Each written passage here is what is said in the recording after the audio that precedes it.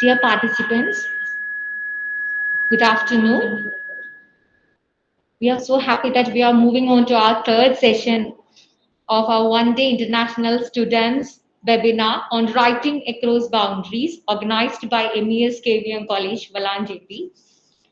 So in this session, Dr. Reggie Ale will be chairing the session, and she is an academician who is currently pursuing her career as an assistant professor in the PG Department of English at MES KVM College, Valanjeti. She completed her post-graduation from Institute of English, University of Kerala, and MPhil from College, Trivandrum, and earned her Doctor of Philosophy from University of Kerala on spatial semiotics, architectural spaces in select Malayalam novels. She has authored Spatial Dynamics in Contemporary Popular Malayalam Cinema by Atlantic Publishers. Dr. Reggie has presented research papers in various national and international conferences. She had several publications to her credit. She was also invited as resource person for various webinars and invited talks. I welcome Dr. Reggie to chair the session. Ma'am. Thank you, Ashwati. This is the third technical session of this international student webinar on writing across the boundaries. I welcome once again all the paper presentators and also participants to this technical session. This session contains the papers of Rosemore Raju from Vimala College, When Man Crows His Boundary to the Animal World, S. Satishan from Venkateshwara University, Ethnicity and Society as Culture Merger in Rushdie's Novels and Theory, and also Liminality, Gender and Literary Innovations in Modernist Short Fiction by Women. It is by Amna, and also papers of Shahna Fazil. I hope all of the paper presentators join for this session. So first, Rosemore Raju from Vimala College.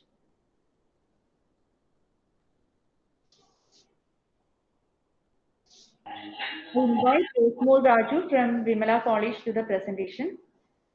Good afternoon all. Myself Postmodern Raju from Vimala College, Thrissur. The title of my paper is The Wild and the Wise, an Eco-Critical Analysis of Janagi Lenin's My Husband and Other Animals. This paper mainly deals with the consequences caused by the human beings on the natural world. That is, when man cross his boundaries to the animal world. I have a PPT. I will share it.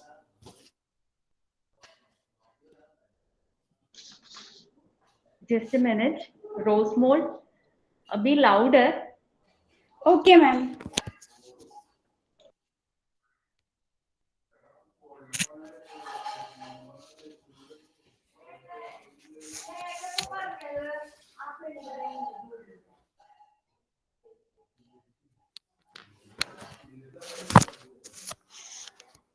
As I had mentioned earlier, the title of my paper is The Wild and the Wise, an Eco-Critical Analysis of Janagi Lenin's My Husband and Other Animals. When man crossed his boundaries to the animal world, all of us had discussed about many types of boundaries. What about the boundary of human beings in relation to the animal world? Nature and living organisms are inevitable components in an individual's life. The association between ecology and mankind is celebrated in various cultures and religious texts. In several primitive religions, deities are associated to the forces of nature. There are various cultures that relate gods and goddesses with the natural phenomena such as fertility, harvest, rivers, mountains, and earth as a whole. Nature, according to the Greeks, was an unpremeditated construct. Hinduism contains numerous references to the worship of the divine in nature in its Vedas, Upanishads, Puranas, Sutras, and its other sacred texts. In Hindu mythology, humans and societies are interwoven into nature and dependent on cosmic forces. For Hindus, the universe is the body of God and nature is a part of it. According to the environmentalist Nandita Krishna, Hinduism delves deep into the religion's deep respect for all life forms. The forest, which comprises of trees, rivers, lakes, animals, and mountains, are all manifestations of divinity. According to Bible, nature is one of the ways in which God has revealed himself to humanity. The term ecotheology came into prominence in the late 20th century, mainly in Christian circles, in connection to the emerging scientific field of ecology. However, for many centuries, human beings have showcased a disregard for the natural world.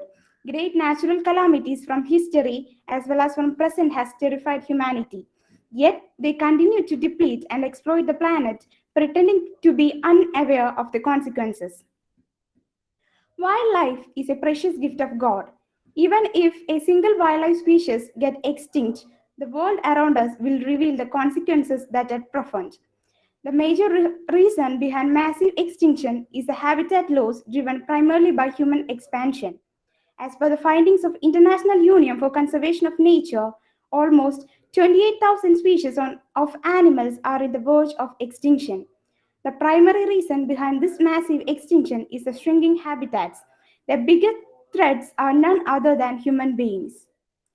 The rivers are made toxic by the pesticides that kill widely and indiscriminately. The climate change will eventually affect every species on planet Earth, starting with animals that live on cool mountains and dependent on polar ice. All of these three threats will soon affect the expanding footprints of human beings. Today, the cause of extinction is going to be poaching, climate change, overfishing, and ocean acidification. The challenges faced by the environment are a unifying concern for people around the globe. When a writer deals with an environment issue in his or her literary work, it can prompt more concern, provoke attitude, and inspiration.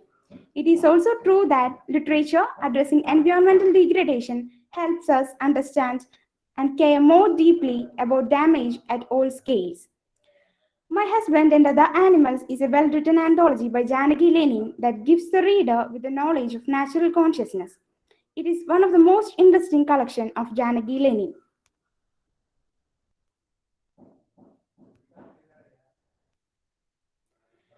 This anthology was published in September 2012 and it consists of nearly 90 stories dealing mainly her experiences with different animals such as frogs, crocodiles, jackals, birds, civet cats, elephants, and snakes. Janaki's anecdotes with various amphibians and beasts reminds the readers the tales of Aesop. Aesop, in his fables, used animals as images to tell his stories in the past. This trend faded after several years until the great English poets D.H. Lawrence and Ted Hughes revived animal imagery. Ted Hughes, through his animal poetry, requested human beings not to interfere with the world of animals. Violence is a recurrent theme in his animal poems. Hughes admired positive qualities in the animals. It is because he had sympathy for the more violent and the elemental human impulses. David Herbert Lawrence was an English writer and poet who showed similar interest towards animal imageries. His collected works represented, among other things, as an extended reflection upon the dehumanizing effects of modernity and industrialization. Sexuality, emotional health, vitality, spontaneity, and instinct are some of the issues explored by Lawrence in his works. In literature, the bond with ecology is dealt by the particular branch called eco-criticism. Eco-criticism deals with the study of literature and environment from an interdisciplinary point of view, where scholars analyze the texts that illustrate environmental concerns and examine the various ways literature treats the subject of nature.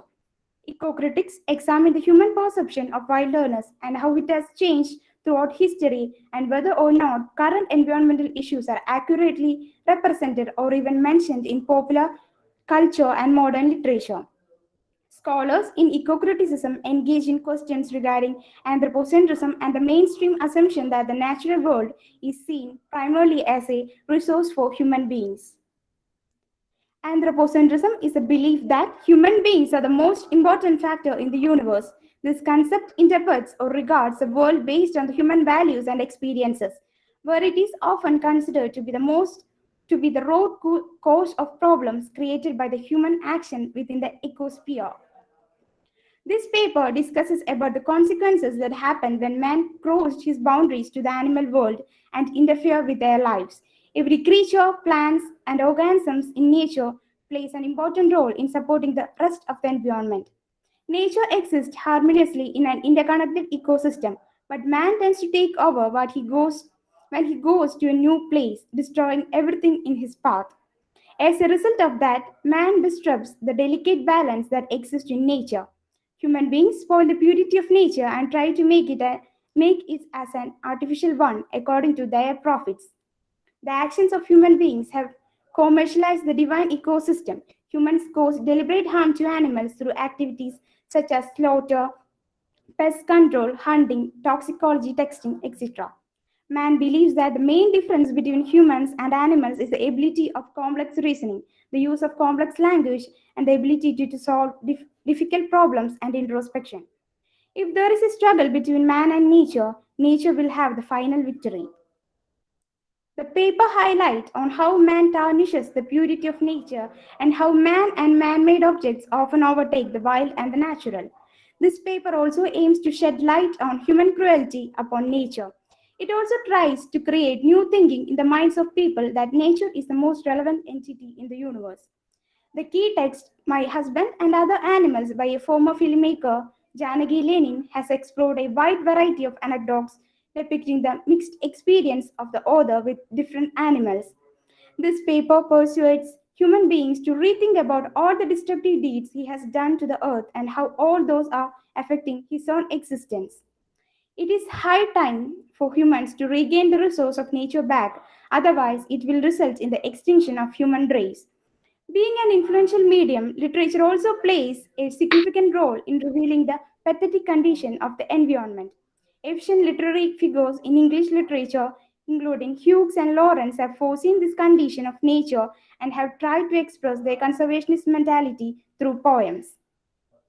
Among all the living organisms existing in the ecosystem, Homo sapiens are considered as the most brilliant and intelligent ones. But it is a poor fact that their intelligence simply opens a way for their own extinction. Nowadays, human beings live forgetting the universal truth that there is no life without the resources and cooperation of nature and its living beings. Instead of treating and caring them properly, human beings are trying to superior over the environment.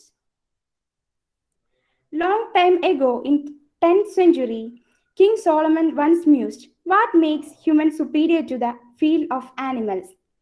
For a long time, it was assumed that intelligence set humans and animals apart. But creatures like whales, dolphins, crows, parrots, and apes have shown high level of intelligence.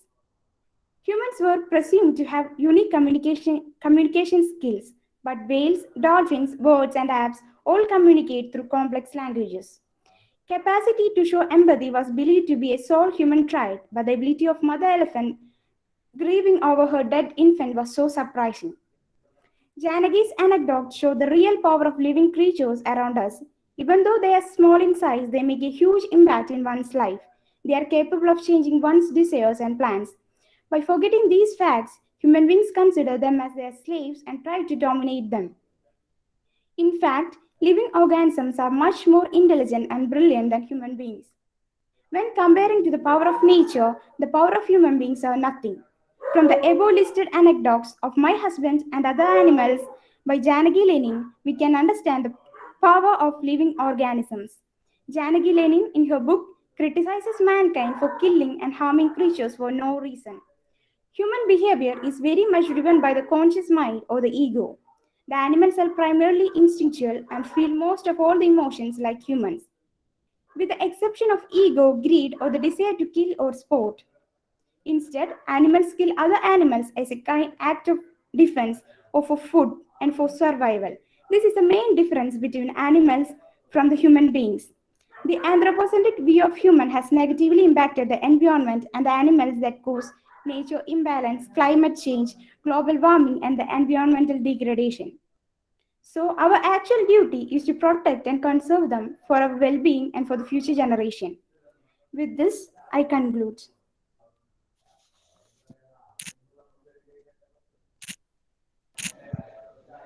Thank you, Rosemore Raju. for your presentation. I think we can take the queries and comments at the end of the session. I'll call the next paper presenter. It is Shahna Fazil from School of Language and Global Studies, University of Central Lancashire.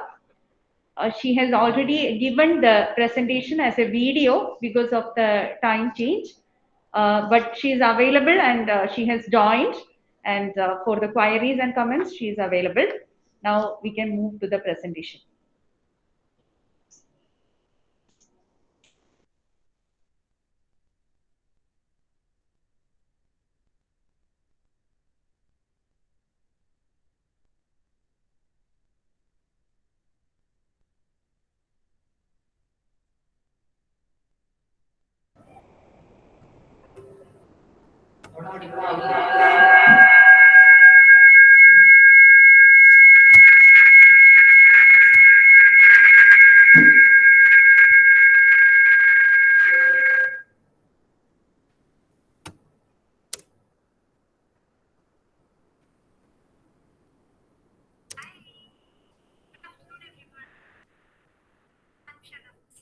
Masters in Intercultural Business Communication at University of Central Lancashire.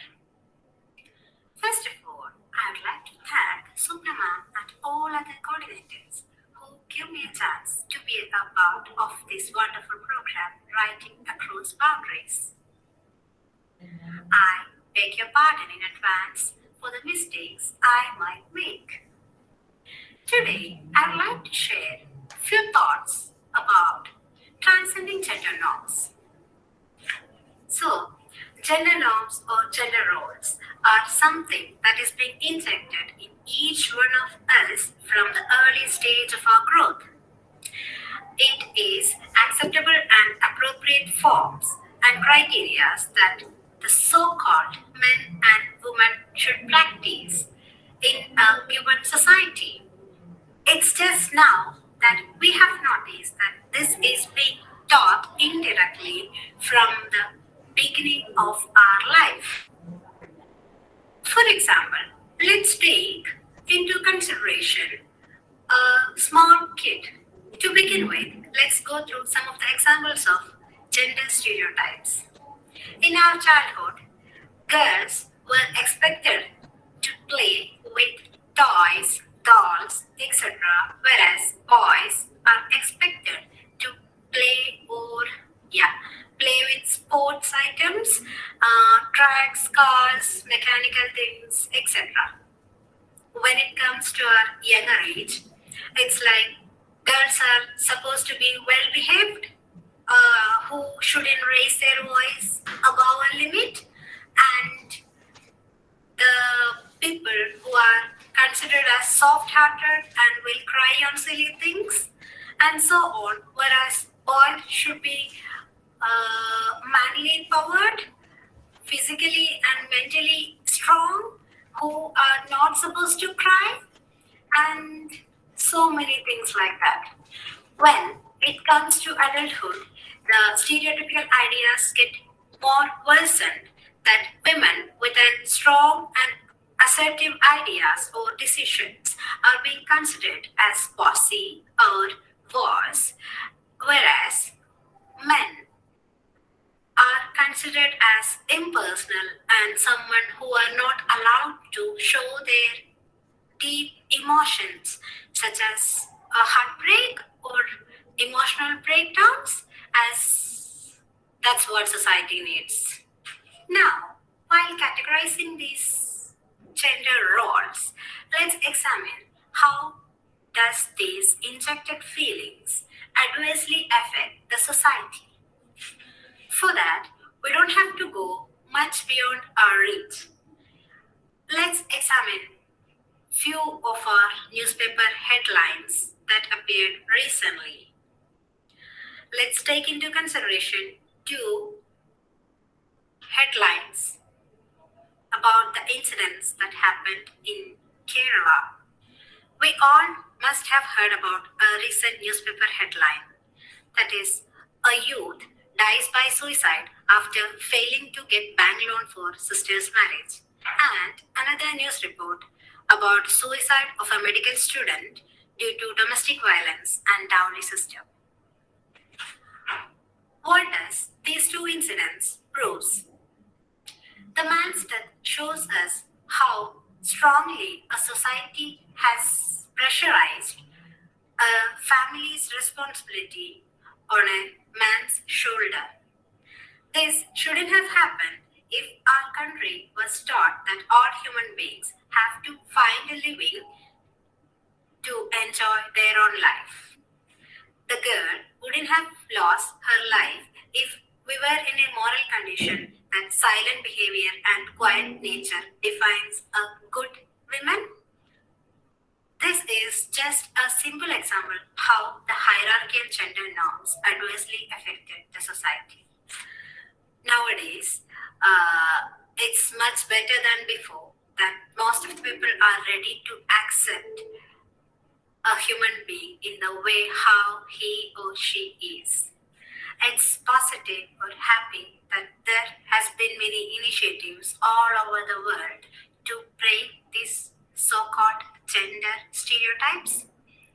While quoting an example, it could be Barack Obama's initiative to break down the stereotypical gender roles.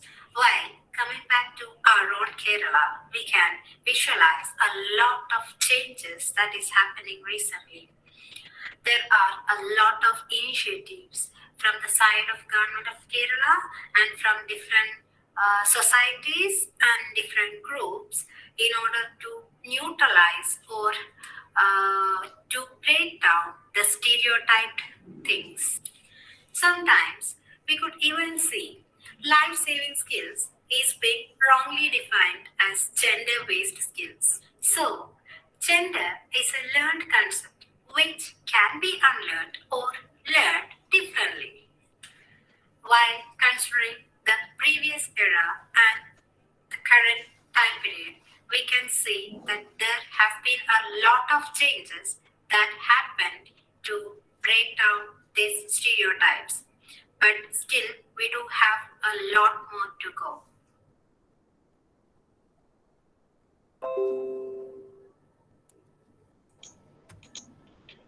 Thank you, Shahna, for your wonderful presentation. The next paper presenter, Atulya Balakrishnan from Vimala College. Her topic is on implications of arbitrariness, analysis of a new post-colonial identity of the character Obi Okanko in No Longer at Ease by Chinua Achebe. Atulya? Yes, ma'am. Good afternoon, one and all. I'm here to present my topic, Implications of Arbitrariness, Analysis of a New Postcolonial Identity of the Character Obi Okango in No Longer It Is by Chinua Achebe. I will share my PPT, ma'am.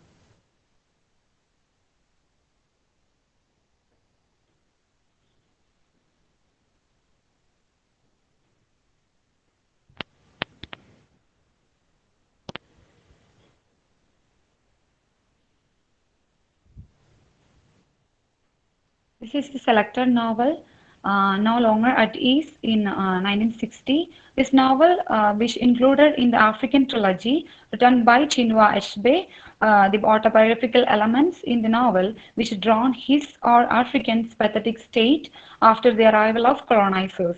And in this novel, the Nigerian writer and he known for the Africans, the father of African literature, Chinua Achebe, he wrote the story of an Igbo man, Obi Okango, who leaves his village for an education in Britain and then a job and within his the Nigerian African culture and Western lifestyle, and he ends up by taking a bribe.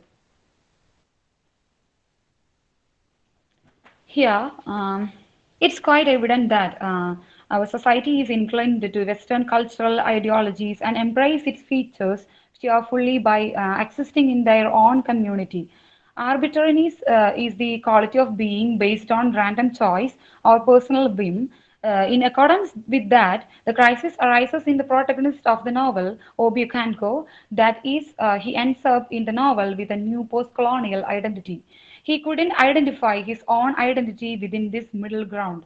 Postcolonial theory holds that the decolonized people develop a postcolonial identity based on cultural interactions between different identities.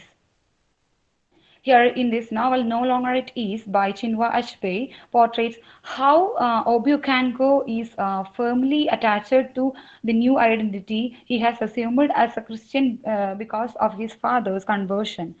And he is willing to reject many parts of his old identity in order to fit into the new culture. The protagonist's attempt to linger in between the new scenarios, the resulting middle ground holds him to remain in it. He anticipates the coming age will definitely carry a shift within his culture. The protagonist of the novel, No Longer It Is, who was a well-educated and eventually sent to study in England, a course of study he eventually changed it to English. He stays in England for nearly 4 years. 4 years, at times longing for the warm weather of home and all the other nostalgic qualities his memory supplies him during long winters abroad. Obi is the grandson of Okango. Okango is the protagonist of Things Fall Apart, one of the novel which is also written by Chinua Achebe. And Okango is also considered as a tragic hero. A tragic hero holds a position of powerful and prestige, chooses his course of action, possesses a tragic flaw, and gains awareness of circumstances that leads to him to his fall.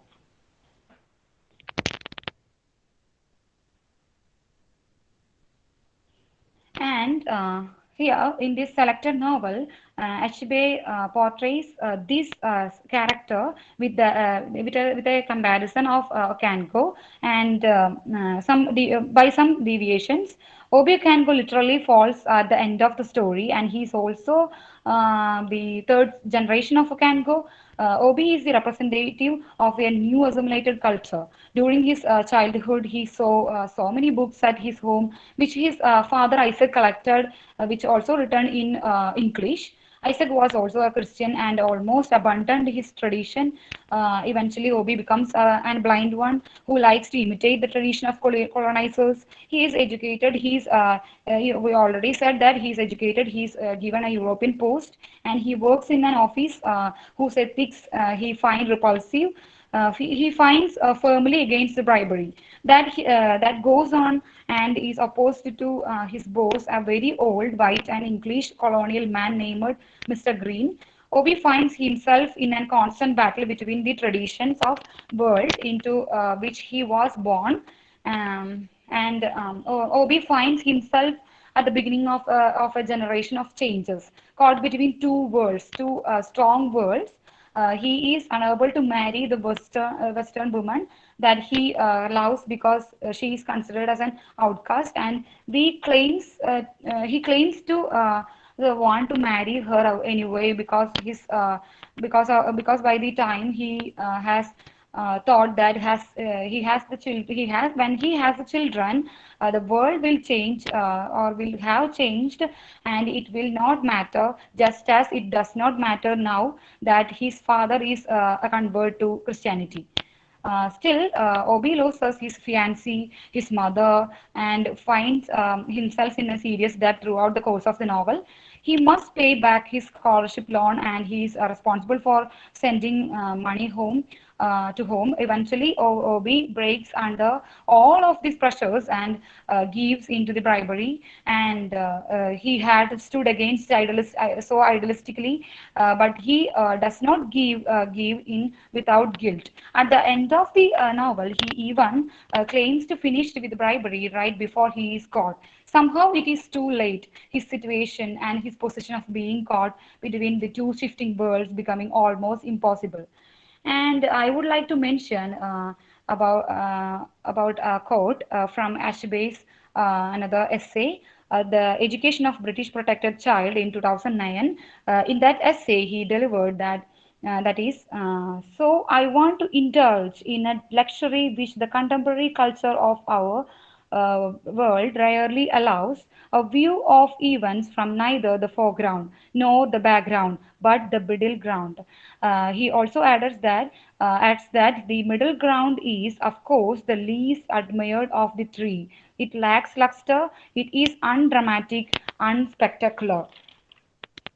And after this quotation, Achibe also said that he grown up as a British protected child with two British protected person.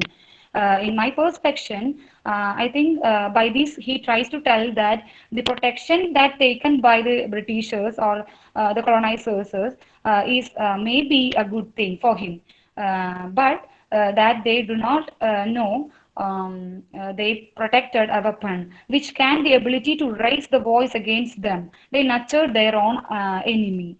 Um, and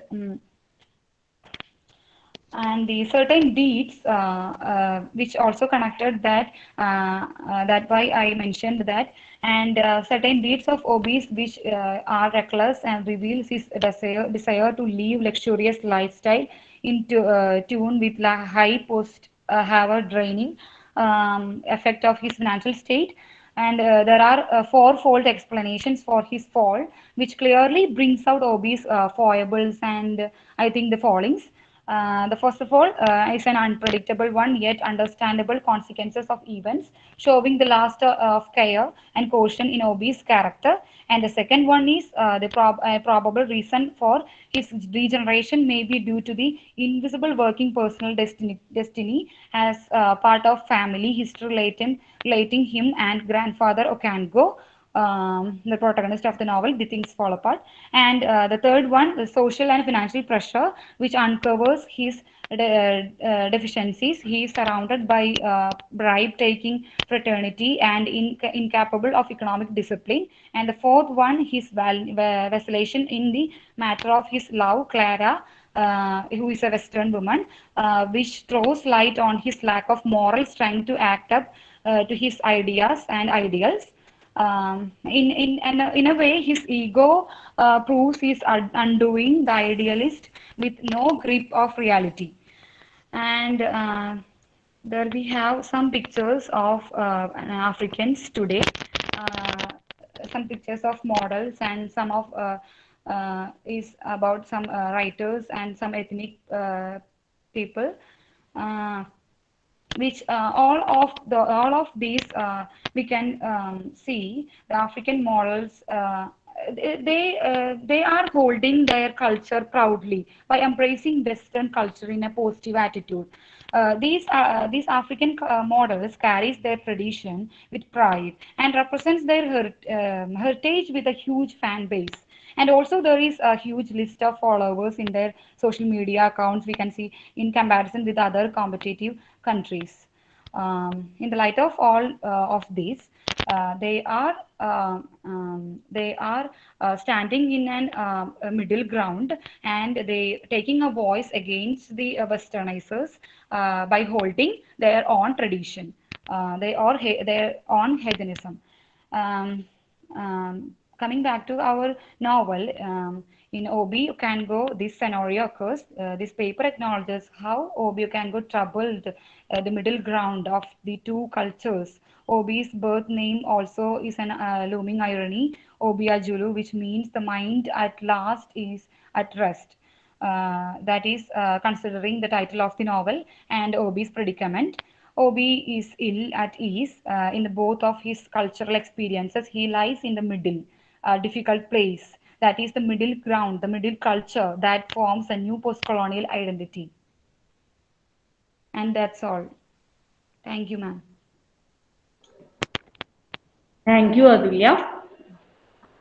The next person as the paper presenter, Amna P. from University of Edinburgh.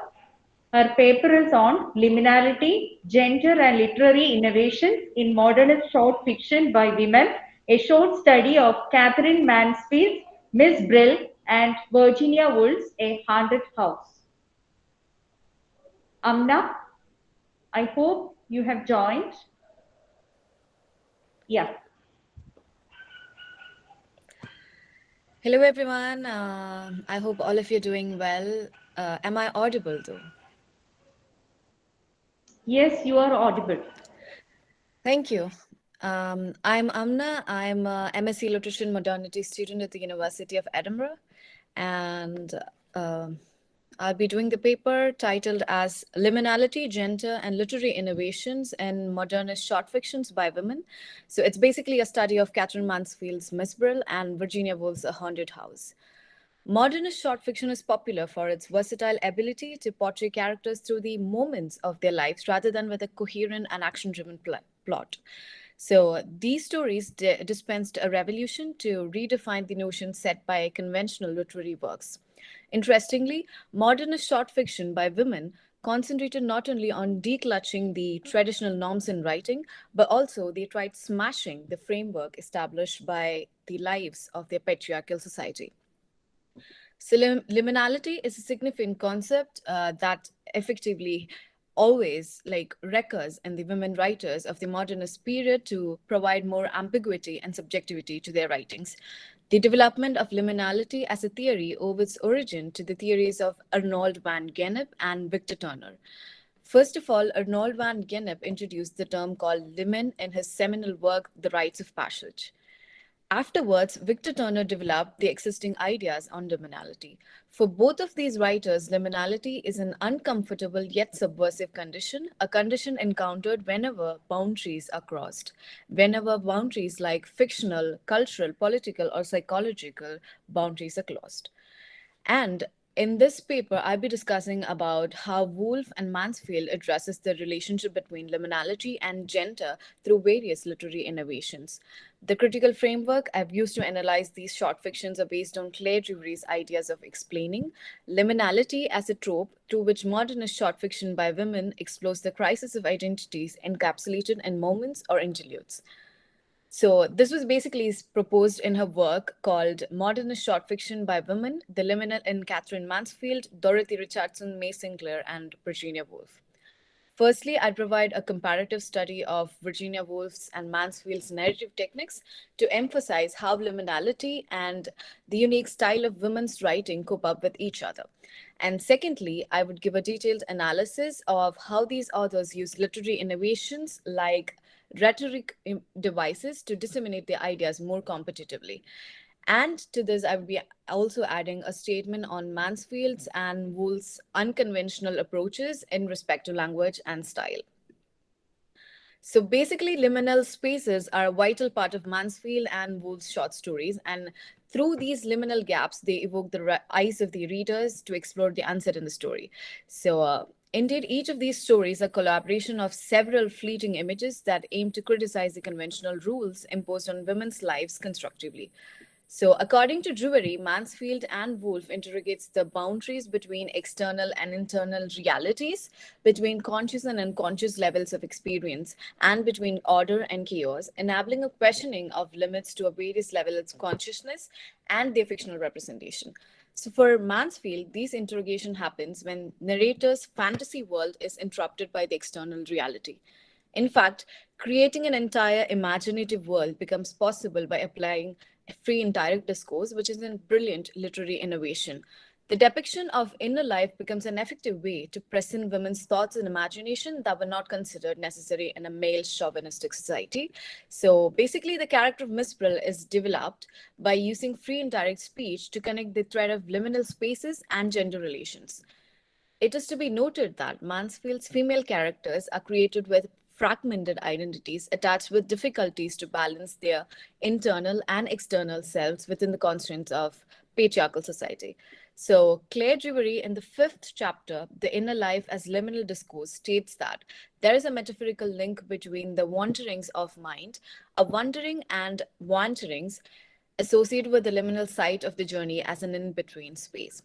So in Miss Brill, it is through these wanderings of mind presented through indirect speech, the reader finds out the lonely self of the character.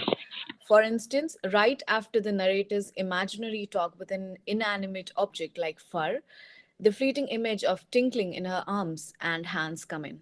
So they actually offer multiple impressions about her life, indicating the relationship between aging, physique, and loneliness. So in here, the in-between space in a journey towards old age is effectively portrayed using her narrative intelligence. Her life is a puzzle between imagination and the external reality, where she meets people who actually plays their part and leaves the stage. So basically, the story moves forward with several transient images, but it is worth noting that Mansfield does the characterization of Miss Brill through these scenarios and not through a character development as description. So though she describes the physical appearance of an older man and older woman in the middle of the story, the implication of disappointment for Mansfield because of the silence between the couple indirectly suggests the silence of her life. It amplifies her desperation to indulge in everyday conversations amidst the chaotic life. So, Mansfield also uses M dashes along with free indirect discourses to intensify the trances in the story. In Mistral, Mansfield welcomes the reader to a fantasy world, persuading them to delve into their imaginary sensation. Jerry Kemper explains the key elements of Mansfield's technique in chapter 2 of his book, Catherine Mansfield and the Arts of Short Story. Mansfield's short story develop over the course of time into the slices of life, glimpses of lives of individuals, families captured at a certain moment, frozen in time like a painting or a snapshot.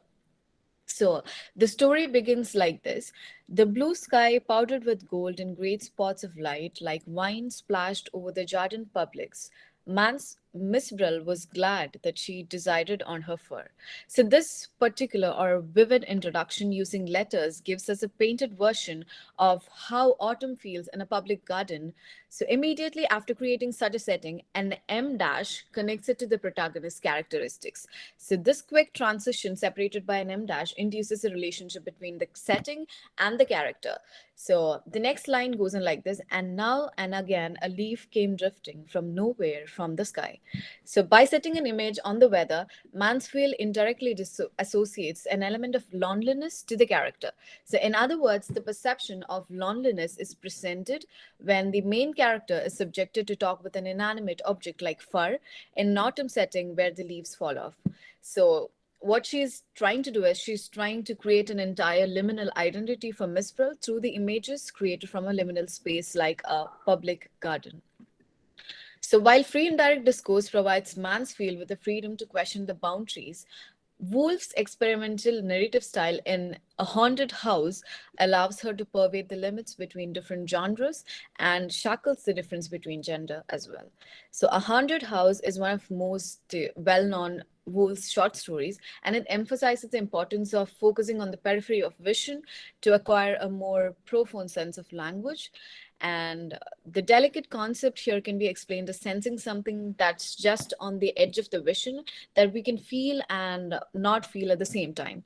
So this in turn can be connected to the concept of liminality in modernist short story, where it centers around the interrogation of a temporal interface which both exists and yet paradoxically cannot exist in a tangible form. So therefore, this story can be considered as an experimental approach to destabilize the conventional way of a ghost story and a love story. The writer effectively criticizes the ambiguity in narration through the story. So, for instance, it starts like this: one might rise and see for oneself. So, using one as a pronoun provides a gender neutral approach or sexlessness that Woolf aims throughout her writing. So Virginia Woolf, in her seminal work, A Room of One's Own, discusses that the first great lesson that Mary Carmichael had mastered was she wrote as a woman, but as a woman who's forgotten that she is a woman, so that her pages were full of curious sexual quality, which only comes when sex is unconscious of itself. So this statement by Woolf provides the motivation behind writing A Haunted House in an ambiguous perspective. Noticeably, the traces of Woolf's idea of androgyny are apparent in the narration as well. So while we're considering Woolf's concept, we must keep in mind that Woolf's point is not to represent the characters as hermaphrodite or intersexual, but rather than her idea of androgynous mind was to emphasize the biological sex of the body that doesn't determine the gender or the sexuality of the body, and that men and women are alike and need to blend the best of qualities of masculinity and femininity. So basically, I support this statement in Haunted House because Woolf, she kind of purposefully uses a ambiguous identity for the narrator to provide a gender neutral approach.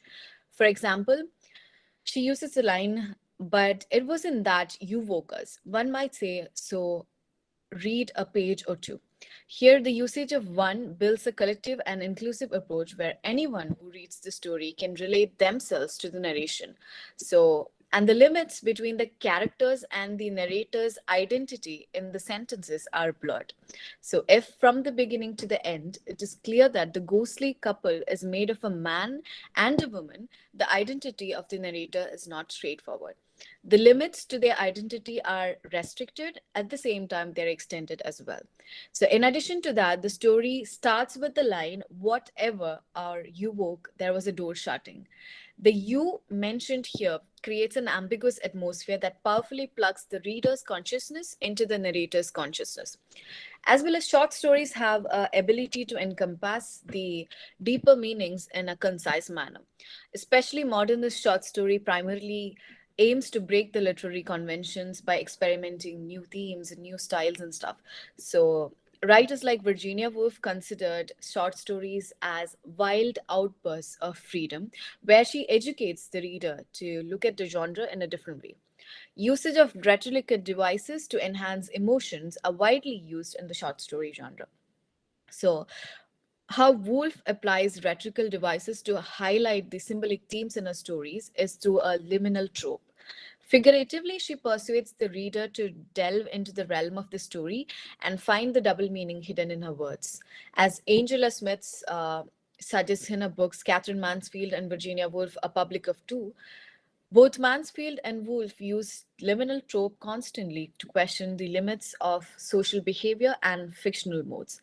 It is thus necessary to investigate the rhetoric devices used by Woolf to demonstrate that how she uses the liminal atmosphere to question the social conventions. So, in A Haunted House, it is with a modernist approach to a ghost story. The narrator begins with an image of a ghostly couple talking to each other. The ghostly couple is searching for something mysterious in their house while the narrator drops the book she was reading and then went for looking for them. So, unable to find them, the narrator asks, "What did I come here for? What did I want to find?" So, anaphora, a rhetorical device used here, not only emphasizes the questions, but also extends the reader's thought beyond the context. This set of questions can be linked with the questions of gender equality and expression. Considering that the narrator to be a woman, the questions can be viewed from an angle where she is trying to find the meaning of her existence and through rhetorical questions. In Haunted House, we see that Woolf constructively put forth the questions for the reader to explain beyond the scenario. The layered consciousness, as discussed by Christine Rayner in her book, is visible with the usage of the style like anaphora to connect it to the voice of gender representation. A close reading of these questions create a more expansive notion about a woman's life, in which she questions her purpose of life in a patriarchal society. Also, the second question that further implies a woman's determination is to find a voice in the society, which is intricately woven as a threshold to reality, which is strengthened by the use of anaphora. The narrative's imaginative consciousness about the ghostly couple, along with the implication of self-evaluating questions, creates a liminal experience where the trope becomes the rhetorical devices to convey the voices. Catherine Mansfield, on the other hand, whereas I just told you that Virginia Woolf uses rhetorical devices as a literary innovation to show the relationship between liminality and gender, whereas Catherine Mansfield, on the other hand, uses language, the entire language, as an element of irony to criticize the gender-related issues prevalent in the society. Miss Brill is a brilliant example to analyze Mansfield's use of words, which are intricately connected towards a greater mission. I will be analyzing the choice of words and their relevance with the reference to Farah Hafid Ibrahim's linguistic analysis of the level of word, clause, and discourse in a paper, a feminist stylistic analysis of Catherine Mansfield's Miss Brill. So Farah Hafid Ibrahim in her paper states particular distinction that there is a usage between sexist language and there is a usage between gender-free language. So, and she analyzes the differences between these two different kind of language using Miss Brill to show that there is linguistic sexism in the language. Farah Hafid Ibrahim states that the only title used in the story is Miss, which refers to the main character of the story. This title shows her marital status, which is of great importance for the author, who emphasizes her loneliness and the society's rejection to her because she is not married. Hence, it creates linguistic sexism since the title used to refer to a man does not reveal his marital status. Here, I would venture to say that a close reading of Mansfield's short stories would definitely delineate the purpose of using gender terms. I tend to argue that Mansfield had a concrete image of using every word appropriately in her short story. The usage of Miss in the title of the short story is certainly to add more description to Mansfield's characteristics, because unlike the traditional way of writing a short story where the characters are introduced descriptively, Mansfield's stories provide the canvases to create their own perceptions. So basically, the title is appropriate to develop a alienated trait of the character, and at the same time, ironically, it represents Miss Brill's independent life as well. So the relevance of the title can also be interpreted as women living their life independently without a husband or without the society. So the usage of such terms must be linked to a satirical perspective, because Mansfield is known to be a satirical feminist. And so this can be linked basically to her satirical perspective, where she brings out the stories rather than reducing its significance by evaluating them solely based on a linguistic sexist perspective. Furthermore, the usage of the familiar archetype, hero and heroine, brings the knock of reality in Miss Brill. The typical usage of binary term where the male term called hero always comes before the female term is used as an irony here to portray how a misogynist society dooms a reality. The character of Miss Brill is presented through the occurrence of events. The creation of a liminal identity in Miss Brill also traces the idea of being always in a transitional phase where there is no gender-related boundaries or social conventions. So Claire Drury in her introduction states that liminality is potentially liberating, as meaning tends to be generated in the interfaces between established cultures and systems. It's a transgression and an interrogation of borders, thus enables challenges to be posed to the traditional assumptions about political, cultural, and personal identity. So in the case of Miss Brill, life between her imagination and her reality, it's basically a liminal space, and that offers her a liminal identity, which she considered to be a permanent happy home until the interruption by the reality. So, an independent woman living a lonely life, yet a happy life, through the life of others, is suddenly interrupted by social conventions through the interaction of a hero and a heroine. So, Miss Prill's liminal existence of independence is disrupted with an open ended question of who decides the boundaries of a woman's independent life. Presented from a third person omniscient point of view, Mansfield tempts the readers to zoom out the lens towards the ending of the story, and she asks us to interrogate the liminal identity capable of transforming several boundaries which is disturbed by the knock of a social reality. So it's basically challenging to consider Mansfield as a devoted feminist writer, because she writes about the obstacles and atrocities that women are subjected to deal with, but in their journey for empowerment in a patriarchal society. And her writings are more of a sea change from Victorian womanhood, walking through the new woman ideology. She presents the challenges that women face due to social inequalities. So Rhoda B. Nathan denotes in the book Catherine Mansfield that it would be a mistake to place Mansfield in the company of 20th century feminist writers, even though she frequently presents women as a victimized partner in the union. So this observation by Rhoda B. Nathan is apparent in a way that Mansfield portrayed her characters according to, like kinda where she tries to address herself to the issues through indirect and less contentious manners. So, though she addressed several issues related to the women's life, her stories ends with open-ended questions and open-ended marks where we are supposed to decide the boundaries and we are supposed to interrogate who decides about the boundaries for her female characteristics.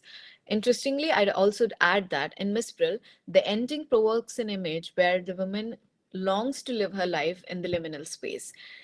Mansfield presents the women of the century just the way they are, and as they're trying to live a life amidst the patriarchal society and their chaos, but in that case, while we interrogate the entire story in the case of feminism, the factor of liberation stands missing. But an analysis of her short story provides her contribution to the women's writing and expression in a substantial manner. Thus, I'd like to associate Mansfield's writing with a pathway that contributed towards the beginning of feminism as a movement by giving the voice for women and their emotions. So, using these literary innovations, these two writers basically penned down their expressions for women empowerment. And on analysis of these two short stories, I find that Woolf establishes an androgynous approach towards her writing, whereas Mansfield, on the other hand, challenges the male dominant writing using the male dominant language without, kind of certain satirical expressions and ironical phrases. In other words, Mansfield could use language as a weapon of irony to expose the politics of suppressing women, but Woolf had the desire to redefine the language towards gender neutrality. So, Woolf's ideology of feminism is apparent in her short fiction as it proclaims the need for distinctive approach towards style and form. Woolf actually used the form of Woolf used to write short stories when she's free, like when she's kind of bored from the novel writing, when she's like, her husband, in one of her letters, like Leonard Woolf in one of the letters states that Virginia Woolf liked to write short stories when she's sitting, that was kind of her leisure activity. So basically that was the place where she tried innovating. She brought modernism in her short stories. So A Haunted House is basically an exemplary approach that shows her desire to redefine the style of a short story and the style of a love story. So, to sum up, both these writers encapsulated the voice of women, which were suppressed during the Victorian era using the concepts of liminality. However, liminality in Mansfield's stories serves the purpose of providing a liminal identity to the characters, whereas in case of Woolf, liminality in the short stories emboldens her perspective of creating an unparalleled style of writing through women's expressions. Thank you. Thank you, Amna, for your well-organized presentation. We can take the comments and queries at the end. The next paper presenter is Satishan, research scholar, Sri Venkateshwara University.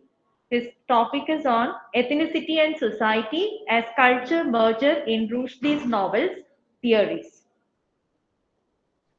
Satishan, please. Yes, ma'am. So, as ma'am has introduced my the title of this paper, I'd like to begin. Postmodernism remains a social, cultural, and Lockean conception, along with a severe change of viewpoint in various disciplines like art, human sciences, literary-based works, styles found in architectural sites, fashion, communications, and technologies upgrades. Postmodernism had been implemented widely during the late 1950s, which seems to be continuing. The authors found that this period could rekindle the past as a past, which is frequently dismissed or removed under sway. Postmodernist literature is the literature form involved in characterizing metafiction, unworthy narration, self-reflexivity, and intertextuality. All of these are often used for themes like classical and legislative issues and consequences. The present manner of writing developed heavily in the 1960s at the US by authors like Thomas Pynchon, Philip K. Dick, Kurt Vonnegut, John Barth, and Kathleen Acker. Postmodernists frequently dare the officials, which is considered as an indicator of the reality that this manner of compositions emerged in the circumstances of political disposition in the 1960s. The English literature works from India was also termed Indian English, Indian writings in English, is the content of the job done by writers and novelists of India. They tend to have native or co-native with the English language.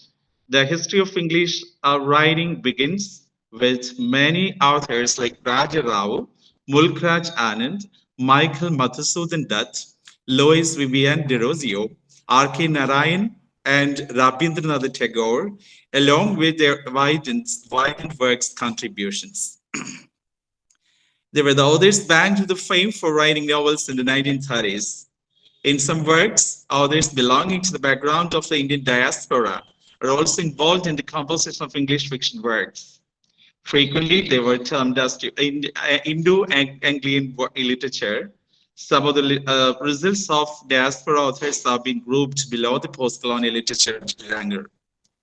The merging of Indian English literature in the postmodern is indicating the literature, the work that we completed in the late 20th century. This task was an effortless task. Some of the very prominent, also well-established works found in Indian English literature are Nizam Ezekiel, Latter-day Saints, Raja Rao's Kandapura, that is in 1938, and Salman Rushdie's Midnight Children in 1981. All these show the postmodernism present in the literatures of Indian English.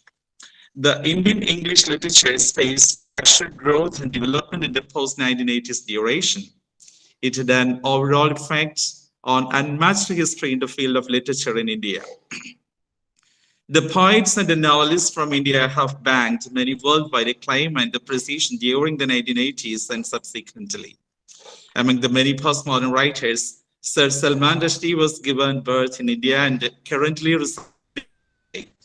His second novel, Midnight Children, made all the eyes turn to focus on him, helped him in gaining the Booker Prize. The author would have implemented the new trend of hybrid writing.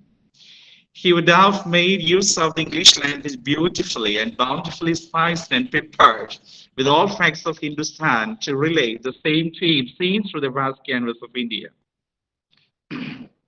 Mostly, as Rushdie is sticking to the writing was comprised with magic realism. This is very much famous and hindered to the Gabriel Garcia Marquez, a Colombian novelist. Similar to the existing modern novels, the novels from the period of postmodernism is seditious. These novels make use of the traditional notions of plot, narration, chronology, character improvisation, etc. Usually, postmodern novels are mentioned as self-reflexive because these novels focus on the essence of fiction, and fiction are traditionally written as independent of reality, society, and present realm outside. The origin of the postmodern novel can be seen as the works of early modern writers like Oscar Wilde, who had pacified the life in imitating art forms. The most famous and established postmodern novelist from India is Salman Rushdie. This papers and various views on the topics like socio-ethnic development, ethnicity, political, cultural, historical acts in the novels of Rushdie. Postmodern is a socio-cultural and artistic conception that has made us change the viewpoint in several disciplines like human sciences, art, architecture, literature works, and fashion, inclusive of innovations. The authors present in the period of postmodernism have been influenced by several strands of behaviors and theories received from postmodern philosophy. Such behaviors can be viewed in novels of few authors like Amitav Ghosh. There's a brief belief existing among the postmodernists that national borders might create hindrances and obstacles in human interaction. So, the postmodernists are encouraging globalization. Amitav Ghosh is one such author from India, a modern novelist who is very efficient in presenting the nature of Indian literary knowledge. The author's novels concentrate on multiracial and multicultural troubles, which He braids and knits in a style of narration capacity.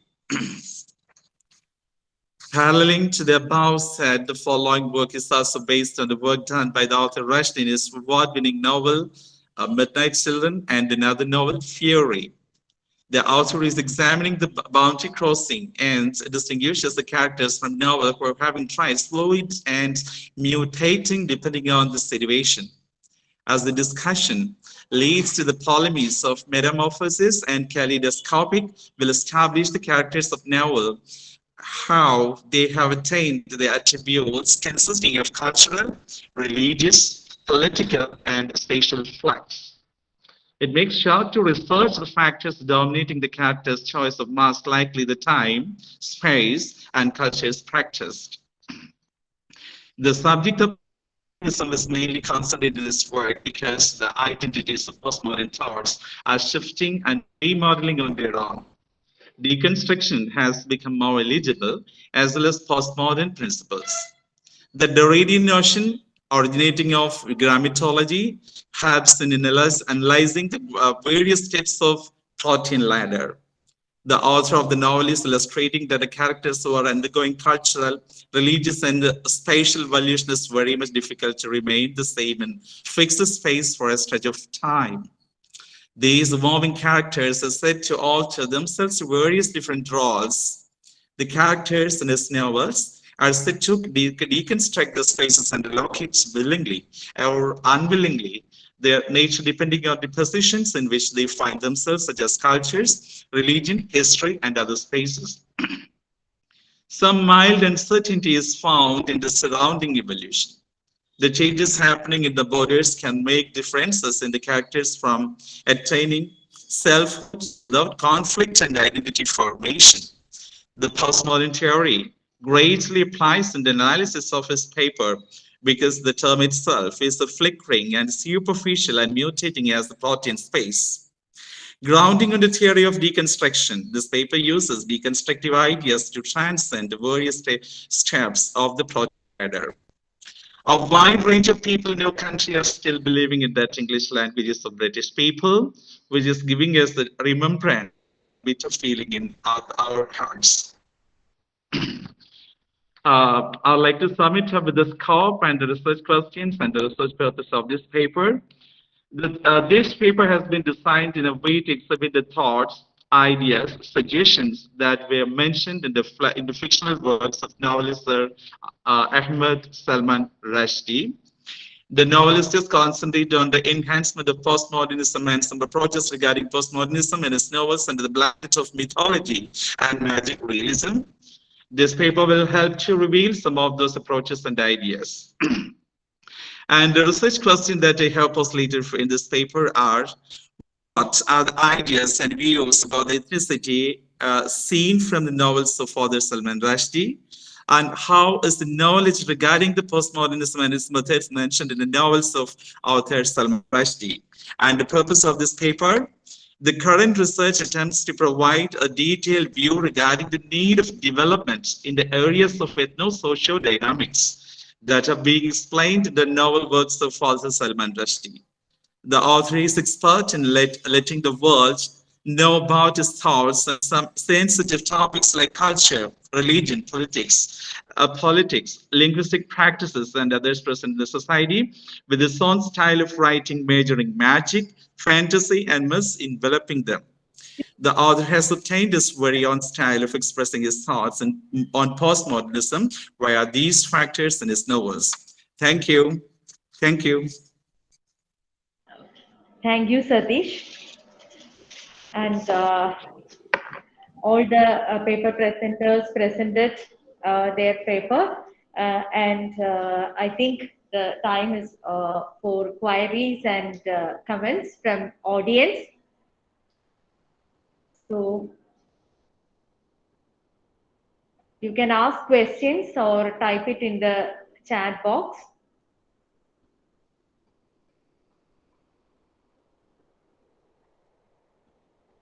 I hope there is no queries from the audience. Then I sum up the session.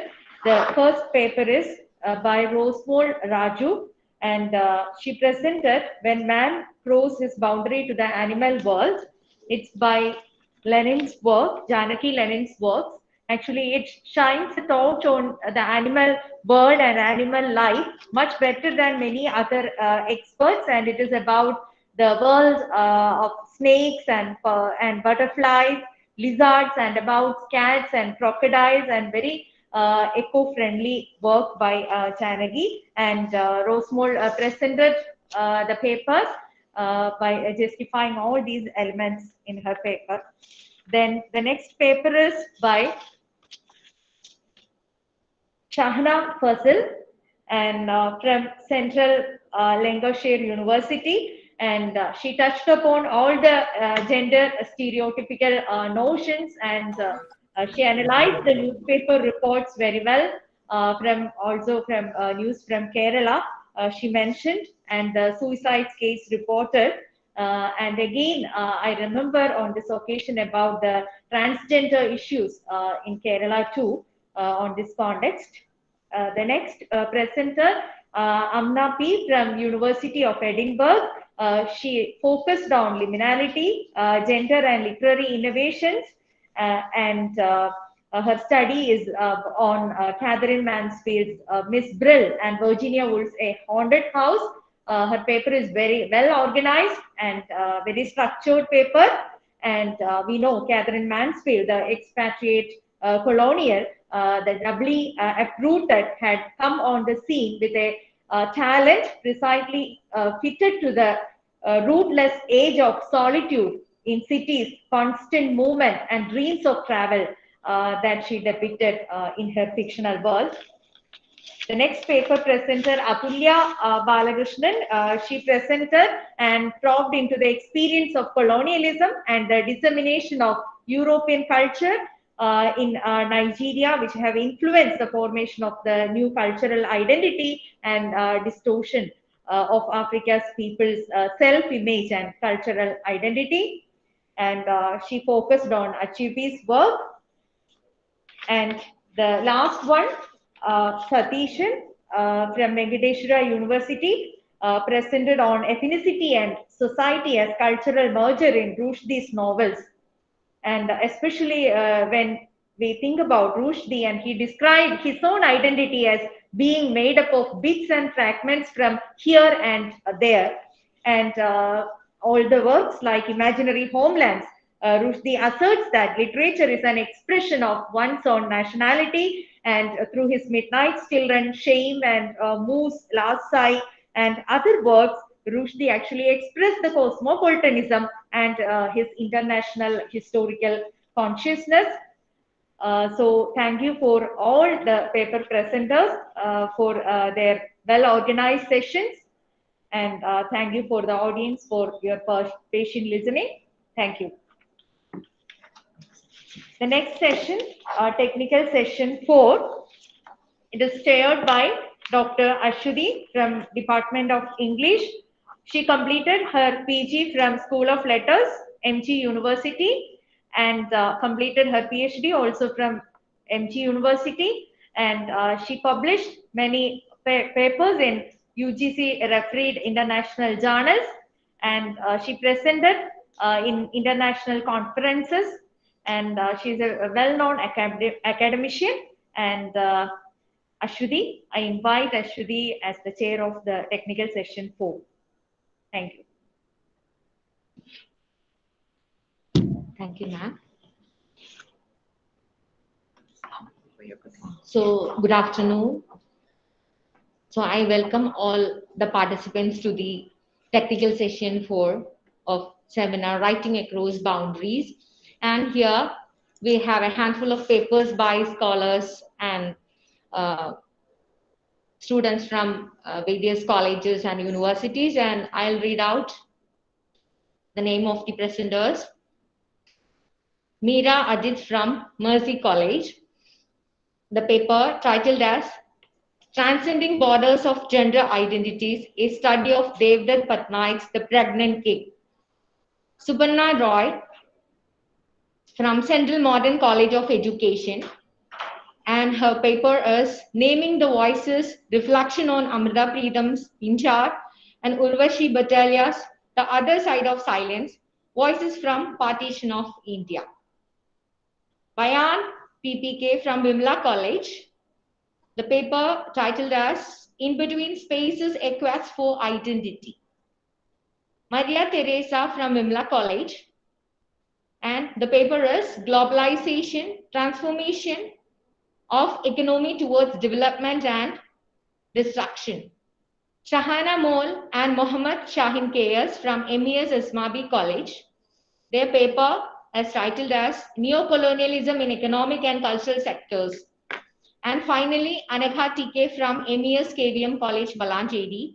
And the title of the paper is Cultural Crisis in VS Nepal, A House for Mr. Bishwas. So I welcome all the participants, paper presenters to the session. And I would like to remind you that please stick on to your time limit. Okay, you can start the session. And I would like to welcome the first presenter, Meera Ajit, to present her paper. Good afternoon all. Good afternoon, ma'am.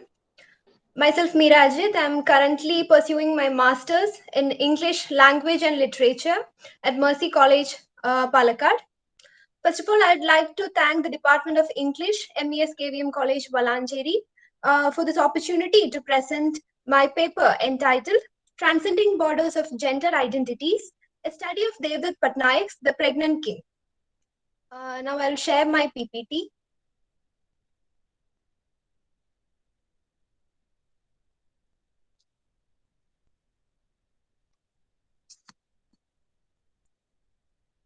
Is it visible, one?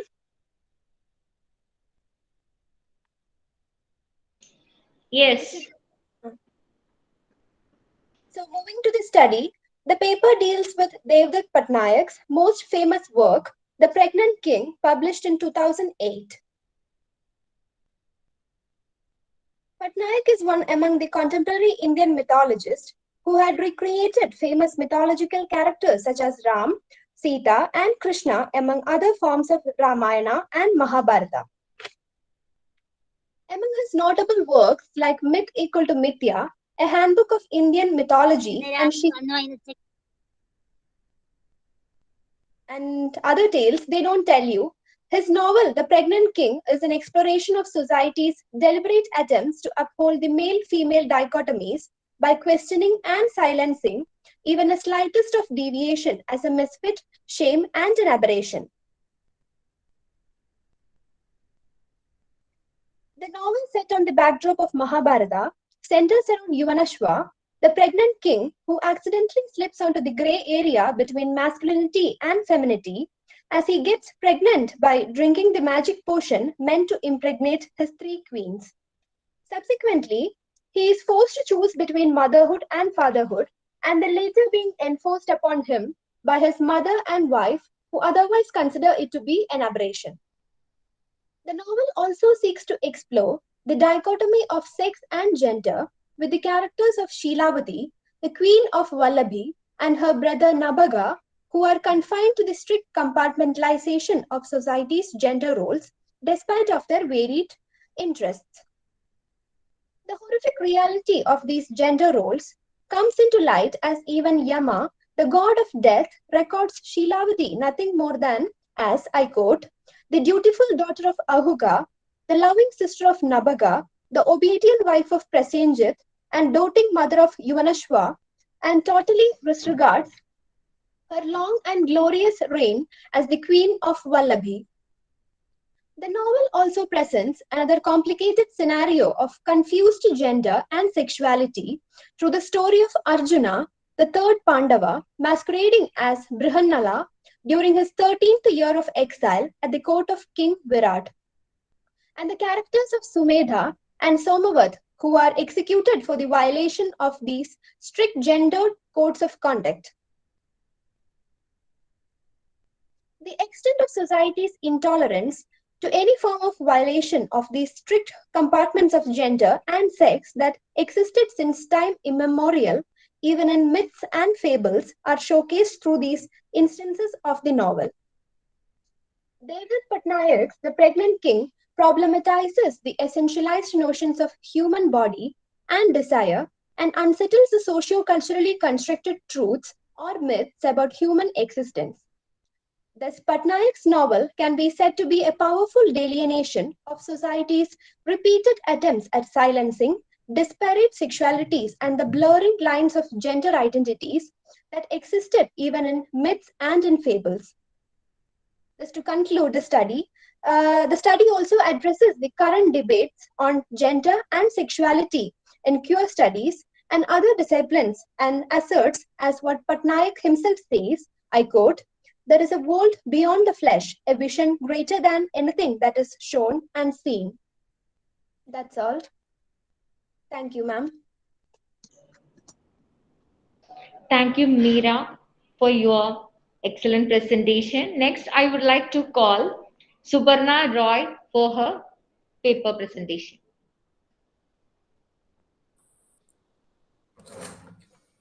Good afternoon, everyone. I hope that I'm audible. So I don't have a PPT to present right now, and I would just try to read out the most important parts of my paper. First, thank you so much for this opportunity.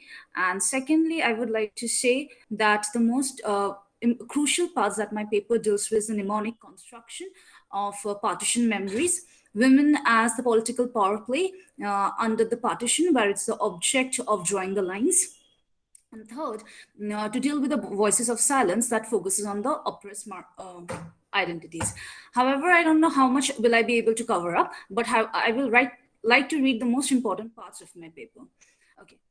So first, I would like to say Smita Tiwari Jasal and Eyal Ben Ari said in their article, Listening for Echoes, Partition in Three Contexts, that the history works to produce the truth of traumatic genocidal violence of partition and elide it at the same time. Now, coming on to what history does is history validates the identity, the existence of any such identities to the society. Now, violence skewering notions of nationality, injustice of migration, not just from the geographical location, but from the self, which existed under so many old constructions, has veiled many printed pages of mainstream history. What my paper focuses on is two works, quite important works, that focuses on the position and the position of the women as the political subjects during the partition times. Includes Pinjar of first includes the other side of silence, voice of partition of Urvashi Butalia, and Pritham Pinjar, Amrita Pritham Pinjar. Now, both these works focuses on a quick and a cursory theorization of the concept of gender on the body of a woman to bring forth the psychological privation of the silent voices. Now, before moving on to what this novel particularly deals with and quoting from them, I would like to give a brief idea on what idea of gender is all about. Gender is more of a cultural complex that has been created as one of the most important operating devices to control and dominate the bodies to maintain a power hierarchy. It is more appropriately a cultural product rather than any other biological denominations proves. Howsoever, the power dynamics that deals with this cultural interplay of gender and operation often has certain kind of practices in various premises and arenas of life. As Michel Foucault often regarded in History of Sexuality 1976, that power produces, and so gender is the production of power too. Coming on to the next important part that focuses here is that what Stevie Jackson and Jackie Jones regarded in their feminist theory, contemporary feminist theory article, where they said that the concepts of gender and sexuality are highly ambiguous terms as a point of reference.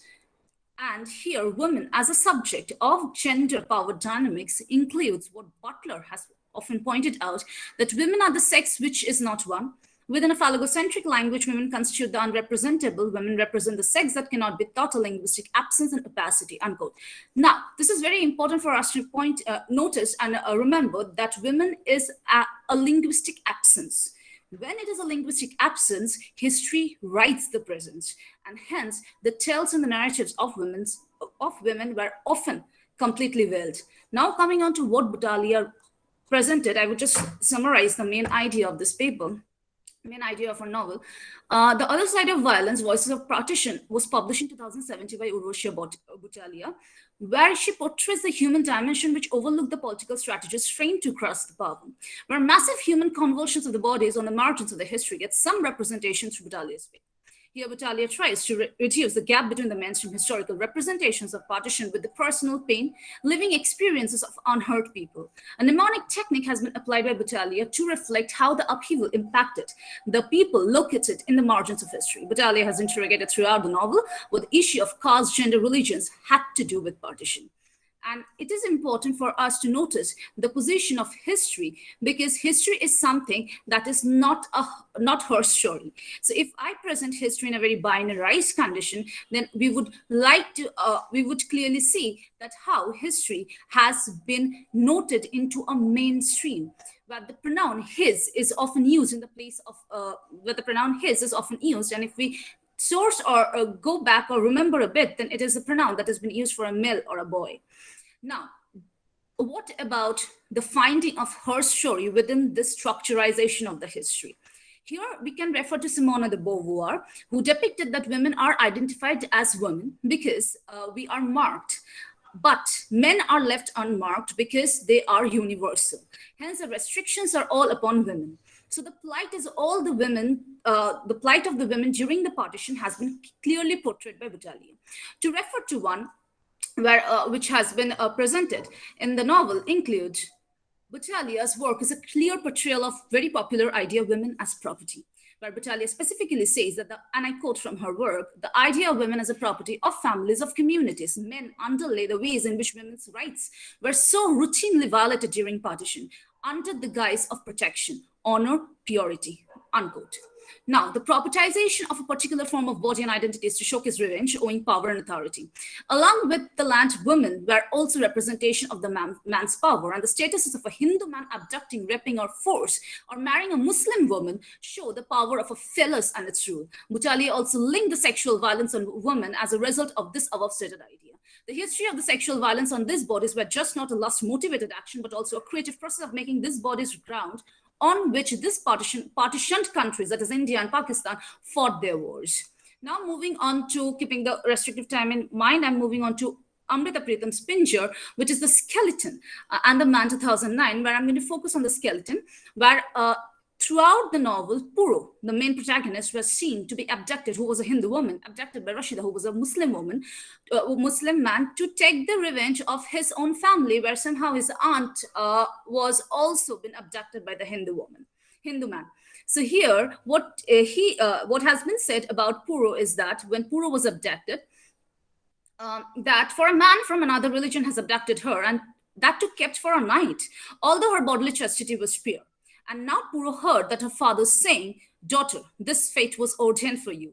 We are helpless," unquote. Then instead of being abducted by a man whom Puro did not even know and has to survive with him for the rest of his life, when even her parents refused to help, marks the plight and scuffle of a woman who were identified only just as a part of body, to remember Simone de Beauvoir.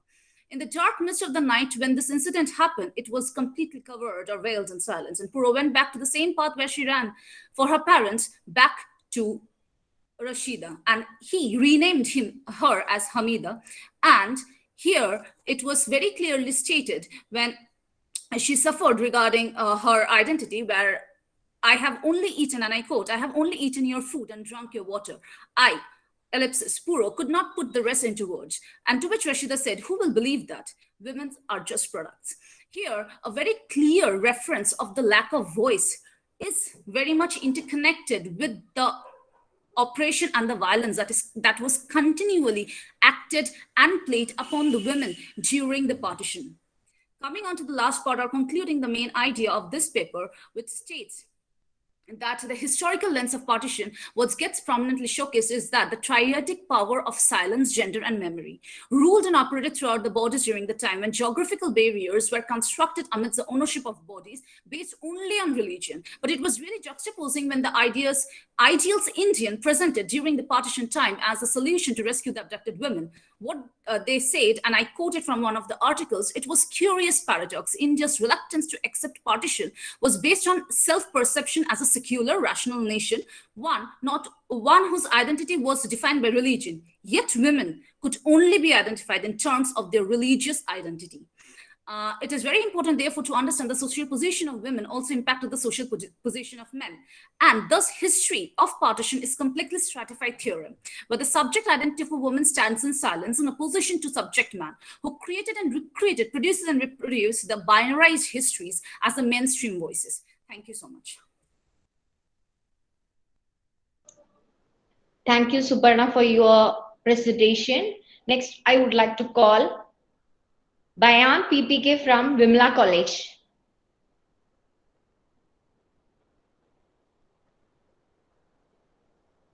Bayan, you are not audible.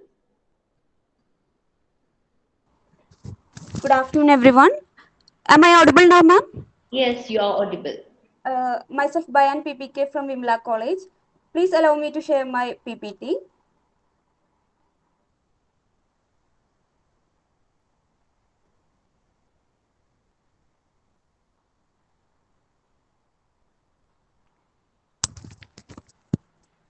Is it visible, ma'am? Yes. So beginning, my title for the paper presentation is In Between Spaces, A Quest for Identity. The work I have chosen is Mornings in Jenin, a work by Susan Abul Hawa, Palestinian writer, published in 2006. Susan Abul Hawa's Mornings in the Jenin depicts a longing for the lost identity and homeland. Arabs, being the real natives of Palestine, are uprooted from their soil and are forced to live as refugees in their own country. In the refugee camp of Jenin, the people struggle to survive and deal with the strong sentiments of loss, oppression, and their own identity itself become a riddle. The novel unravels the pathetic state of Palestinians living in the memory of their lost homeland, living segregated completely from not only the land but also from their loved ones, in a place where their individuality is still ambivalent. This paper explores the third space created in the characters in refugee camp of Jenin and the resulting hybrid identity crisis that was due to the cultural involvement of Arab-Jewish interaction, which is discussed from a post-colonial perspective. Abul Hawa artfully humanizes the brutality and cruelty of Palestine's past and the present.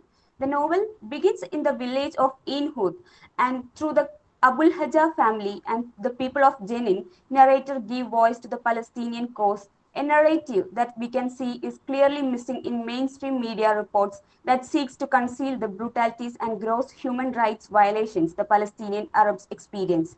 Through the increasing Zionist movement in their village, the people live in terror. In 1948, the Israel declares statehood and the Arab community faces mass expulsion, forcibly having to move to a refugee camp in Jenin for the illegitimate establishment of the Zionist state. For them, every day is a hope that they will be able to strike peace with the settlers. Their illusion of peaceful coexistence is shattered when they are driven out of their home. The ones who were born and brought up in the land had their first right on it were suddenly reduced to dust that wanders with the wind and is forced to settle in corners like a refugee camp. The story moves through 4 generations of Palestinians living under Israel occupation since 1940. We can say things are all in the past. By end of the novel, everything makes sense. The amount of people and stories in the novel will never be enough to show the world how much Palestine has lost. Abul Hawa has won in painting the characters to reflect on the meaning of home and their relationship with the homeland, Palestine. From the novel, let me quote, "We come from the land, give our love and labor to her, and she nurtures us in return. When we die, we return to the land. In a way, she owns us, Palestine owns us, we belong to her." I unquote. This is how Palestinians pay roots to their land. The novel has a sense of authenticity due to its weaving along with the historical events and emotive characterization, which provides thought-provoking questions about Palestine-Israel problem through the reader's own perspective of justice. Written in the refugee narrative, recounting the experience of the ethnic discrimination in the war, every character's experiences penetrate deep into the minds of the readers. The novel progresses through the character Amal, the daughter of Hassan Abul Haja. Through her, author tries to bring the daily life of the refugee camp, some usual childhood games, but with Israel snipers hovering over every moment and their imposition in the background of every memory, simple childish hopes, ripped from small hearts and exposed as naivety as the eye of makes clear that they seek no peace. Living through the unimaginable violence at the hands of Israel occupation and having lost everything, she is forced to live in an orphanage in Jerusalem.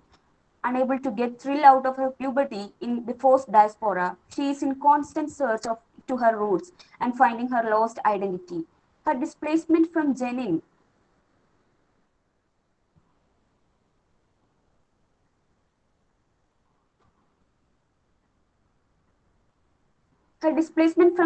to Jerusalem, finally entering Philadelphia, Amal's identity turns out to be in constant transition.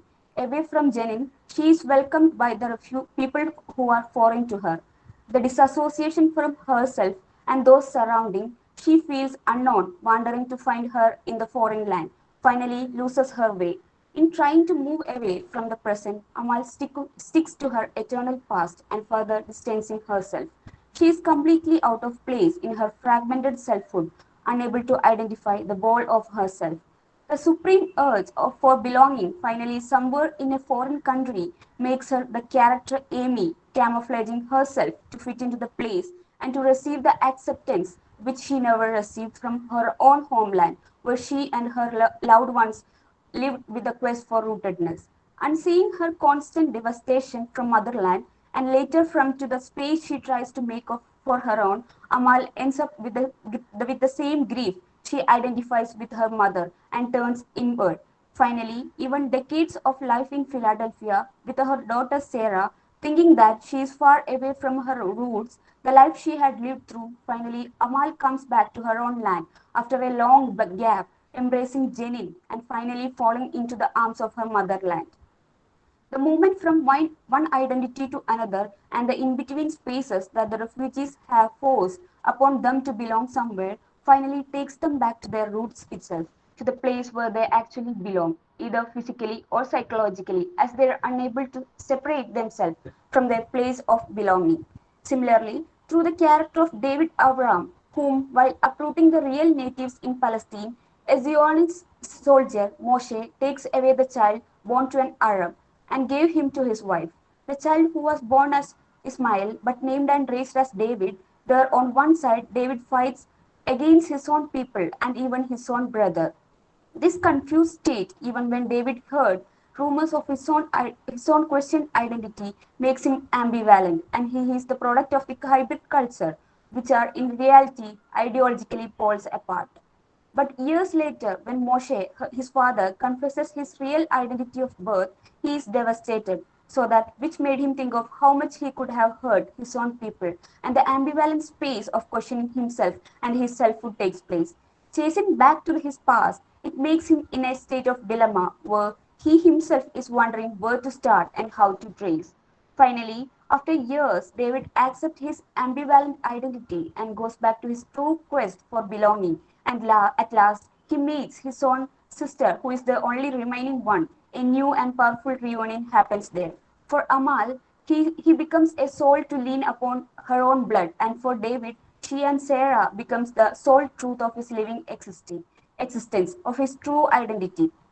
Concluding, the characters in Mornings in Jenny moves back and forth towards their childhood in search of their true identity. On their path to find the true self, they are forced to go through different spaces of ambivalent identity and finally fall into the arms of their true roots. This movement of transition is the pathway that makes the characters come back to the place where they truly belong, even though they are separated by several unfaithful events. Abul Hawa is able to bring into forefront the true problems with the people who are marginalized and pushed away from the land where they truly belong. With the increasing in number of refugees, hybrid nations, with different cultural and diverse experiences, the question for identity is still a problematic situation in the contemporary period. Thank you. Thank you, Bayan. Let me invite Maria Teresa from Vimla College to present her paper. Good evening, all. My paper presentation topic is Globalization transformation of economy towards development and destruction. Globalization refers to rapid integration or interconnection between countries. The factors that stimulated globalization process are technology and information technology. Companies created new opportunities for providing services through advanced technologies such as remote sensing technology and field of disaster management created warning signals for coastal fishermen, irrigation, wasteland identification, and drought monitoring. The extraction of resources has been much larger than the replenishment capacity. The generation of waste, garbage, emission of industrial gases. For a large number of small producers and workers, globalization has posed a major challenges. The pressures of competition change the life of workers. They are forced to work overtime and paid low wages. Growing urbanization and unplanned growth of cities due to group migration. Environmental globalization are still getting worse. It disturbs the balance of ecosystem and causes health hazards to humans and animals. Radioactive pollution are affecting all organisms. Man-made sources of radiation are mining and refining of radioactive material production and explosion of nuclear weapons, power plants and fuels. In high doses, radiation causes death. The work of Svetlana Alexievich through her work Voices of Chernobyl, which include personal accounts of tragedy of firefighters who have been dead and affected by radioactive plant. It explores the human effects of widespread radioactive contamination.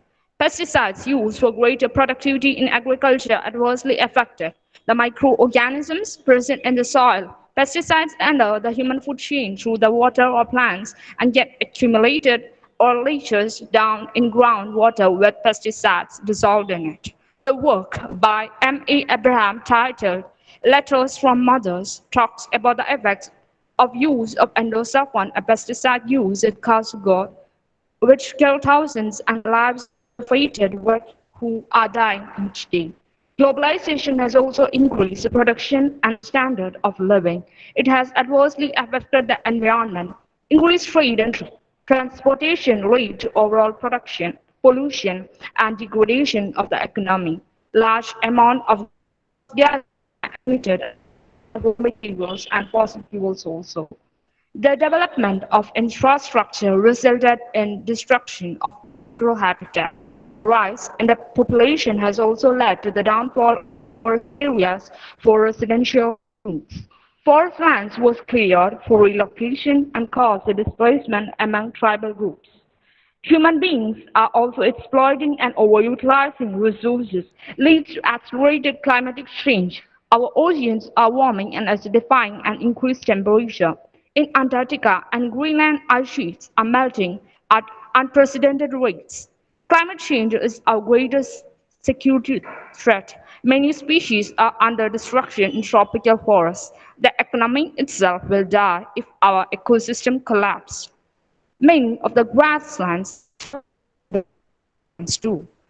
Dev Patel, through his poem on killing a tree, depicts the cruelty of human beings towards Mother Earth. Merely cutting the trunk of the trees does not kill it.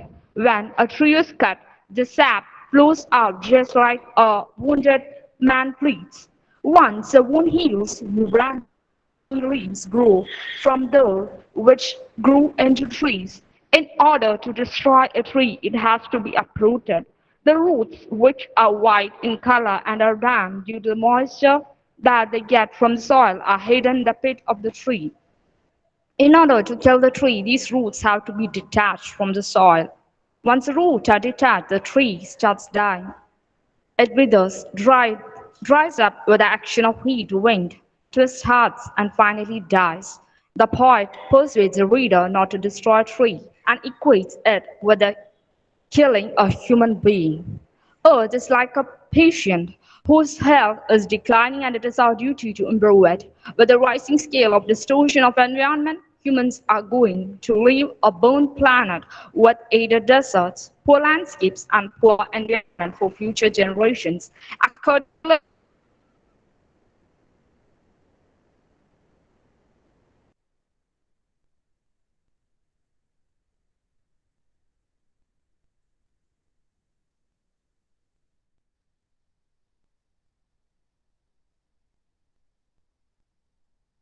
Looks like Maria, are you there? I think you have got some network issue.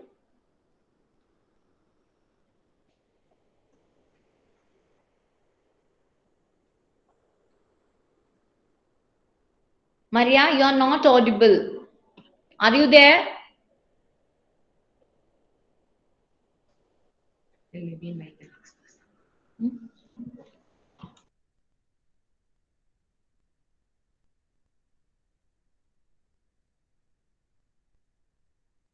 Art culture.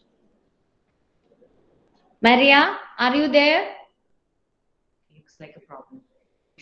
I think that she has lost her network.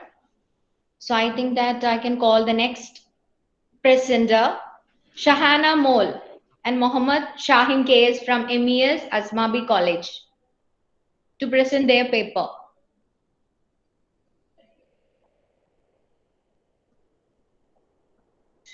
Shahana, are you there?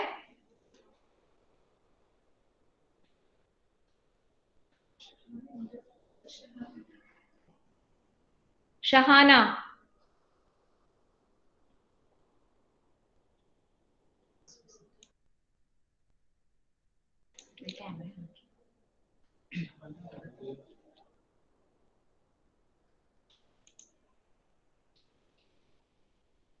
So let me invite our last presenter, Anagha TK from MES KVM College, Valancheri, Yes, to ma'am. present her paper. Am I audible? Yes, you are. So, my topic is cultural crisis in US Naipaul's A House for Mr. Biswas. US Naipaul is considered to be the one of the most prominent expatriate novelists having colonial experience. The novel deals with the cultural crisis in post-colonial societies. V.S. Naipaul's works commonly regarded as the biography of the departure from the narrow background of the Caribbean island to the cosmopolitan culture of the world at the large. He also deals with the Indian immigrant dilemma. His works in also seen agony of exile and to search for the identity. So this kind of literature also deals and enriched the diasporic literature. The worldwide of the cultural, political, economical changes lead to the diasporic writings. So in that time, prominent writers are the Derek Walcott, Margaret Atwood, V.S. Naipaul. His own diasporic experience are shared his own writings. His family are Trinidadian circumstances. He is an expatriate who has started to know other resources than his steadfastness and the elegance that he has developed through hard work. On the social level, otherization, any person by a group based upon the class, race, ethnicity, gender, or religion. On the political level, the otherization of non-Western people and culture. By Western people, culture is meant to show the superiority of the Western people and the culture. In his life, he also faces the homeless condition. The colonial power may conquer their family life, so he created the literature in his own past and experience. His unique experience is representative of major social, psychological, political, and cultural changes all time. The novel taken up for the study represent East Indian Trinidadian community employed almost exclusively in agricultural labor under the Indian system. The majority of Indian immigrants coming to the Caribbean were from the United Provinces and Bihar. The Indians who came to the Caribbean tried to recapture their religion as they knew it back in India and to establish it under the new and the challenging circumstances. In their deliberate effort to preserve their customs, rights, traditions, religion, language, caste, beliefs, and their family pattern, they got themselves transformed so as familiarized themselves to the colonial settings of the creolized society of Trinidad. It was impossible for the East Indian expatriate in Trinidad to maintain their homogeneous cultural identity. Here, we recognize that cultural encounter takes a base for the diasporic writing. Biculture is also leads to new culture. It develops a diasporic writings. House for Mr. Bissas tells a personal social history. It also says about the author's exile. Naipaul's A House for Mr. Biswas depicts a house as the predominant metaphor, signify the universal diasporic disorder. The hero of the novel, Mohan Biswas, represents the psychology of every East Indian colonial Trinidad. The symbol of the house embodies the Naipaul's personal diasporic predicament. Here, the novelist also searches for the personal identity. In his childhood to old age, he also faced the identity crisis in his life. It also affected the mind, and the post-colonialism also suppressed the whole life of him. Naipaul's diasporic circumstances projected on the novel, and he thinks that the changes are inevitable. But also he regret on the ancient Indian way of life and in a hybrid and alien world.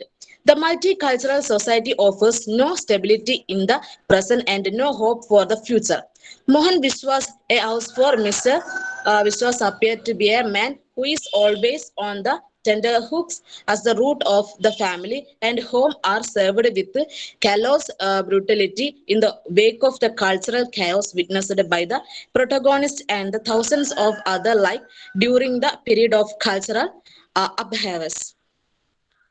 So, okay, ma'am.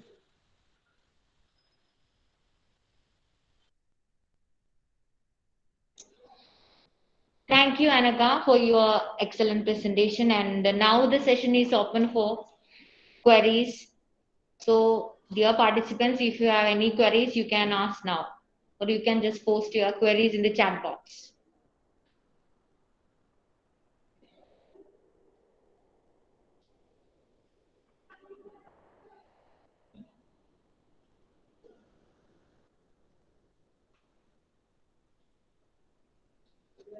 Are there any questions?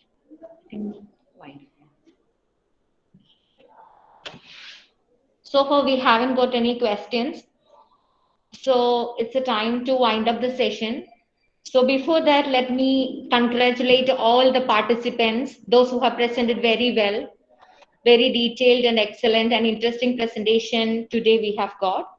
So we are winding up this seminar, Students International Seminar, Writing Across Boundaries, organized by MES KVM College, Valanchedi. So this is the end of our session. So I would like to invite Harsha K, Faculty of PG Department of English, MES KVM College, Valanchedi, to give a vote of thanks.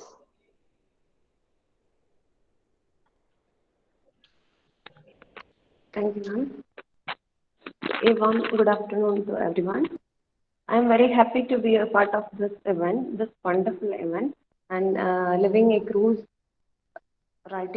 boundaries, that is living across borders. Whether it is geographical, whether it is psychological, social, or cultural, it meant a lot. And text that dealing with such situation always they are testimonies of willpower, that is individual or as a society. And we are winding up with this positive thought. At this moment, I express my sincere gratitude to our principal, Dr. C. Rajesh, for his wholehearted support, and also to our dear HOD and our IPC coordinator, Dr. Najla Tiwar, for her guidance and also motivation and wholehearted support. And I express my sincere gratitude to Dr. Devanand, our chief guest, and also to Sajis KK for his esteemed presence here. And so I congratulate all the participants and all the presenters. At first, I congratulate all the presenters for their well-researched papers. And I to Madhna for working so hard and really hard for making this event happen. And to our student coordinator, Abrahami Subhash, and also Kishore Kezi for their support and coordination. And I thank all my colleagues for their wholehearted support and also cooperation. And I thank all my dear students for their active participation throughout the event. Thank you all. Wishing you all a good evening. Thank you, everyone. So that we come to the end. Your certificates will be dispatched in the first week of January, so please allow that time for your certificate. Thank you everyone once again.